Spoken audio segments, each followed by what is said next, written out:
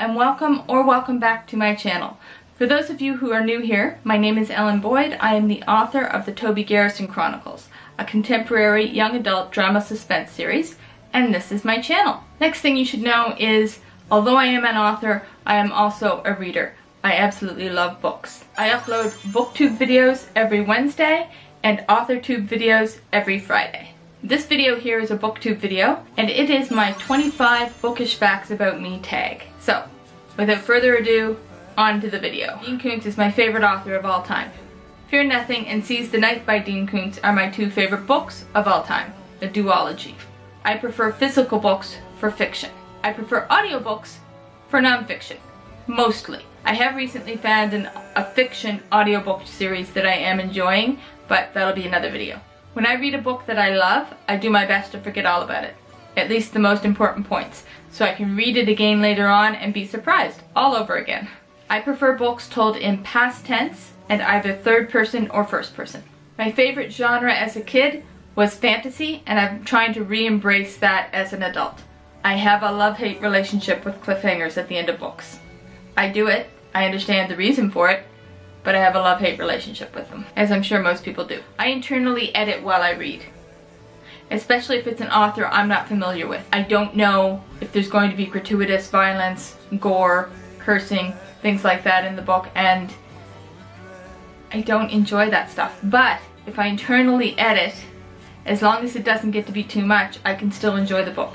If it does get to be too much, where I can't even internally edit, if it's like all the time, then I'll usually end up, I always end up DNFing the book. Up until recently, I always gravitated towards thriller suspense novels, but like I said before, I am trying to branch out a bit more. I love comedy in books. Who doesn't love a good laugh? But I don't like comedy as the main genre.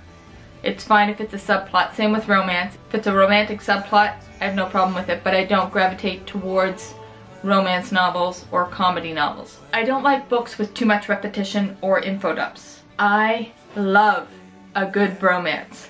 Love a good bromance. My sister and I did videos on our favorite bromances in fiction, so if you want to watch those, you can click there.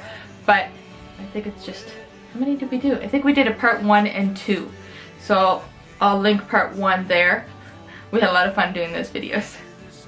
I used to be able to read a 200 to 300 page book in 2 to 3 days.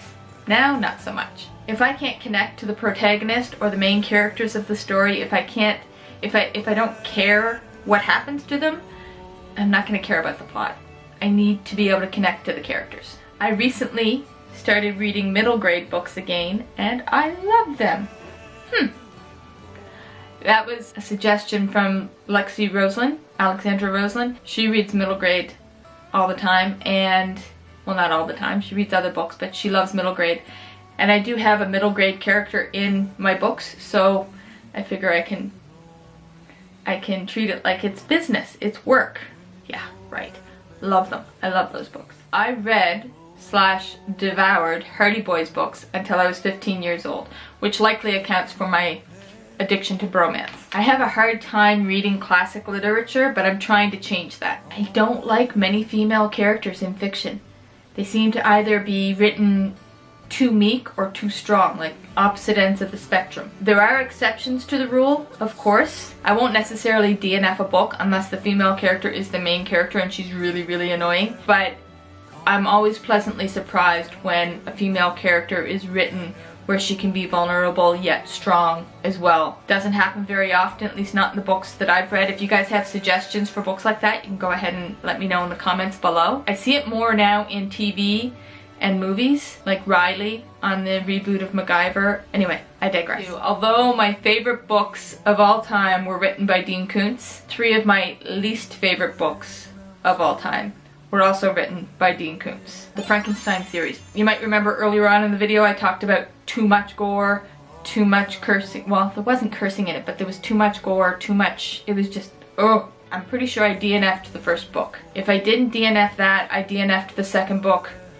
early in the book, because it was just insane how graphic the violence was in those books, and I was caught completely off guard. There are some DNF books that you try again later. You think maybe you know, maybe my tastes have changed, I will not pick those books up again. The first sci-fi books I ever read were in the Star Trek Next Generation world universe. When I was a kid, I loved Archie comics and Calvin and Hobbes comics and comic book anthologies. When my sister and I were little, we used to, whenever we went with our dad to visit our aunt, there was a little store across the street from her where they had this thing where you buy Archie comics, and I mean they're like 10 cents each, take them home to read them, and then bring them back again and exchange them for new comics.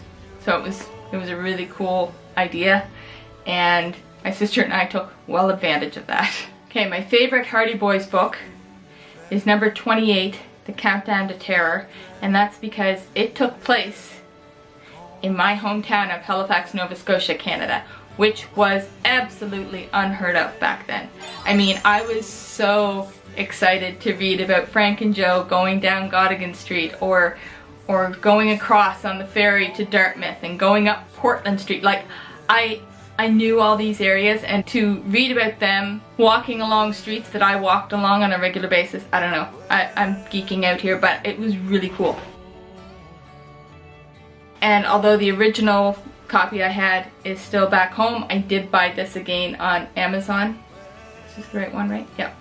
Countdown to Terror, that's the Halifax Harbor right there. It says, Frank and Joe fly to Halifax, Canada to check out an insurance scam, but as they leave the airport, their car is sprayed with bullets. Soon the brother detectives discover they're number one on somebody's hit list. First, a friend of their father's is seriously hurt in a bomb blast. Then one of their suspects winds up dead. What started out as a white-collar crime has become an all-out war. And unless the young sleuths track down the stunning secret behind the vicious attacks, they'll be crossing the border in a body bag. Dun dun dun! That, like, yeah, okay. So awesome. So awesome. Like I said, Halifax was not used as a setting for books back then. I mean, now there's books that take place in Halifax. I know there's movies and TV shows that take place in Halifax and Nova Scotia, Newfoundland, Hudson and Rex. Love you guys. Back then, that was just, at least for me, it was unheard of. As a kid, whenever I went shopping for school clothes or anything else with my mother and my sister, it was, I would always disappear. They'd turn around, they'd be looking at clothes or shoes or something like that, and they'd turn around and I'm gone. But they were never concerned. They always knew where to find me. I was always in the bookstore. I would go in there, those poor bookstore employees, I would go in there and I would find a book and I would sit down on the floor and I would read. It wasn't a library, it was a bookstore, and there were no chairs like they have at Chapters now or Barnes & Noble. No.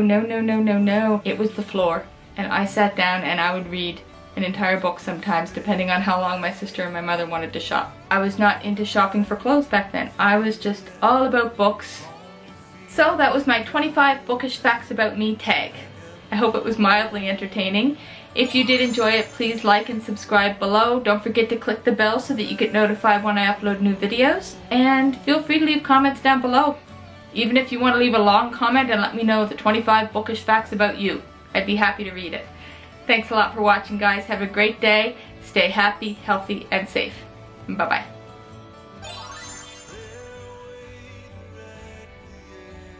Number 1. Already? Really? So that's my 25 bookish facts about me tag. I think it was 25. Where did it go? Would you just stay if I came?